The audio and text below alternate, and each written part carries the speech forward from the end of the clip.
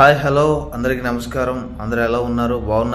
బాగున్నారని అనుకుంటున్నాను. నేను ఇలా మీ ముందుకు రావడానికి గల కారణం ఏంటంటే, మీతో ఒక చాలా ఇంపార్టెంట్ చాలా ఇంపార్టెంట్ విషయం ఒకటి పంచుకోవాలి, చెప్పాలి. ఈ విషయాన్ని నేను ఇప్పుడు చెప్పబోయేటటువంటి ఈ విషయాన్ని మీరు ఎలా తీసుకుంటారో, చాలామంది మంచిగా తీసుకుంటారు, చాలామంది చెడ్డగా తీసుకుంటారు. కానీ ఎలా తీసుకుంటారు అన్నది నాకు తెలీదు. కానీ విషయం ఏంటంటే, నేను ఏదైతే గత కాలం ఫిబ్రవరి 20వ తారీఖున నాకు దేవుడు కనిపించాడు, యేసు కనిపించాడని చెప్పానో, ఆ విషయం మొత్తం కూడా అదంతా కూడా పూర్తిగా అవాస్తవం. నాకు ఏ దేవుడు కనిపించలేదు, ఏ యేసు కనిపించలేదు, నాకు ఎవరూ కనిపించలేదు. అది కావాలని ఉద్దేశపూర్వకంగా చేసినటువంటి వీడియో. అది కావాలని ఉద్దేశపూర్వకంగా కొన్ని కారణాల చేత చేయబడినటువంటి వీడియో. మరి ఇప్పుడెందుకు దాన్ని రివీల్ చేస్తున్నాను అని అంటే, నాకు దేవుడు కనిపించాడు అన్నటువంటి విషయం చాలామంది క్రిస్టియన్స్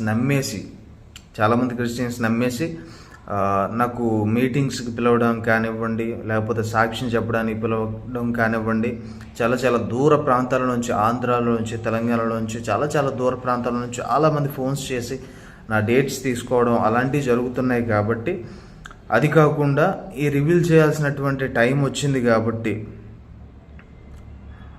అదంతా నిజం కాదు కాబట్టి, అది ఒక ఉద్దేశపూర్వకంగానే చేసినటువంటి వీడియో కాబట్టి ఇలా రివీల్ చేయాల్సినటువంటి అవసరం వచ్చింది.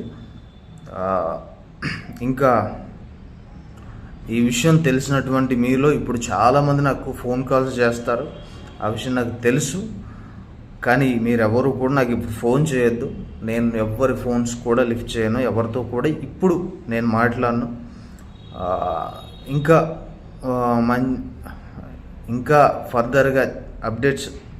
ఇంకా ఫర్దర్గా ఇవ్వాల్సినటువంటి అప్డేట్స్ కానివ్వండి, ఏమైనా ఉంటే నేను తర్వాత మరలా వీడియో రూపకంగానే మీ అందరికి కూడా తెలియజేస్తాను.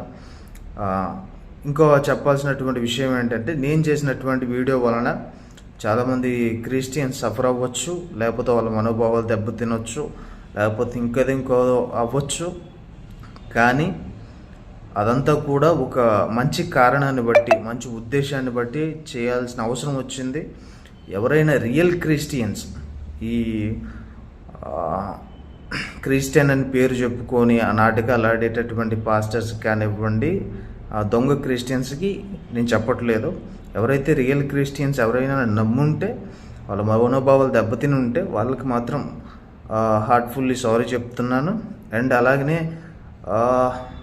నేను ఇలా క్రిస్టియానిటీలోకి వెళ్ళానని, వాడు నాకు కనిపించాడని చెప్పిన తర్వాత చాలామంది హైందవ సహోదరుల యొక్క మనోభావాలు కూడా దెబ్బతిన్నాయి.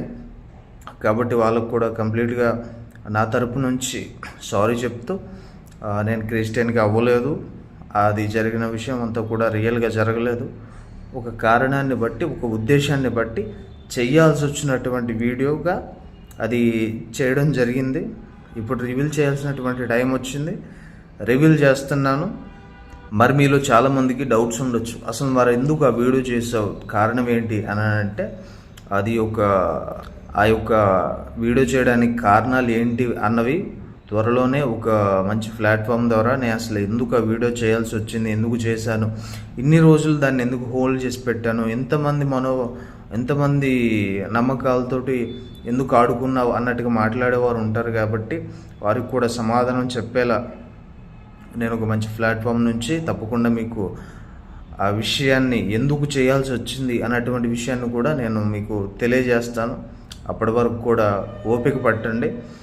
అందరికీ హార్ట్ఫుల్గా సారీ చెప్తూ ఫర్దర్ అప్డేట్స్ కోసం ఎదురు చూడాలని కోరుకుంటూ సెలవు తీసుకుంటున్నాను. బాయ్.